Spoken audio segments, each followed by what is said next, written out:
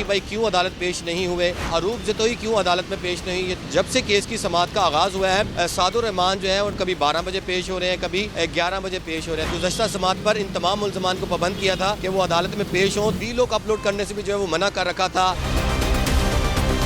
अस्सलाम वालेकुम, public digital के साथ मैं हूं सुलेमान अमान। मैं इस वक्त लाहौर की ज़िला कचहरी के बाहर मौजूद हूं, जहां पर आज जो है सादुर रहमान और डकी भाई के खिलाफ जुबा ऐप प्रमोशन केस पे जो है वो केस पर समाअत थी। और आज जो है वो डकी भाई क्यों अदालत पेश नहीं हुए, आज अदालत ने जो है उन पर फ़र्द जुर्म आयद करनी थी और उनकी जानिब से क्या बहाना बनाया गया है, अरूब जतोई क्यों अदालत में पेश नहीं, ये तमाम तर तफसीलात आपको इसी वीलॉग में बताएंगे। आज जो है अदालत ने 16 जनवरी को जो है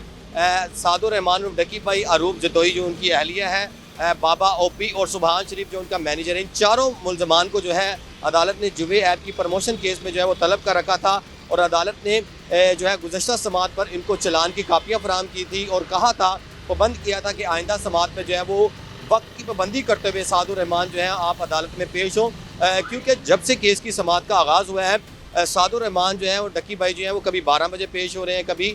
11 बजे पेश हो रहे हैं। तो गुज़श्ता समाअत पर अदालत ने सख्ती से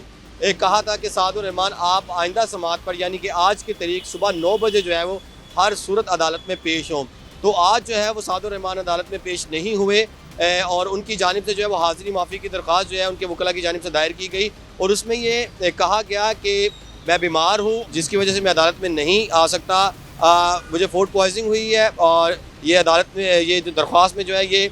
इस्तदा की गई है कि एक रोज़ा हाज़िरी माफ़ी की दरख्वास्त जो है वो मंजूर की जाए। तो अदालत ने जो है पहले वकला से पूछा कि वजह क्या है, मेडिकल सर्टिफिकेट कहाँ पे है, जिस पर उनके वकला की जानिब से मेडिकल सर्टिफिकेट भी जो है अदालत में जमा करवाया गया। जिसके बाद अदालत ने ये कहा कि अरूब जतोई क्यों नहीं आई,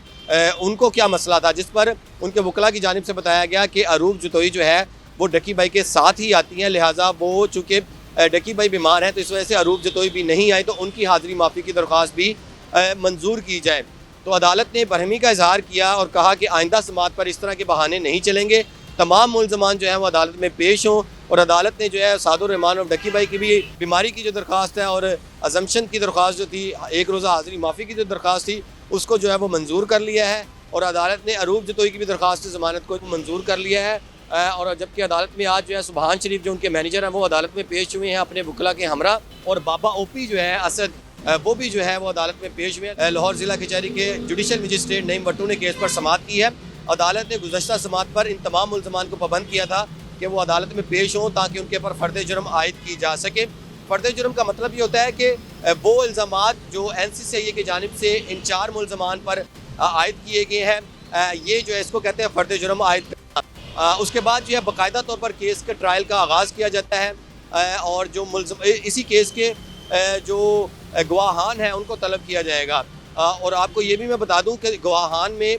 डिप्टी डायरेक्टर जो है वो जवार जो कि मुल्ज़म करार थे, जिनके खिलाफ मुकदमा दर्ज हुआ है, शुएब है, और इसमें एडिशनल डायरेक्टर चौधरी सरफराज हैं, असिस्टेंट डायरेक्टर हैं, सब इंस्पेक्टर हैं। इन 5 से 6 गवाहान जो NCCIA के हैं वो इसमें हैं। और जो असिस्टेंट डायरेक्टर आसफ जवेद हैं वो इस वक्त मौजूदा तफ्तीशी है, जिनकी जानिब से जो है अदालत में रिकॉर्ड जमा करवाया गया। जैसे ही नोटिस जारी किए जाएंगे उन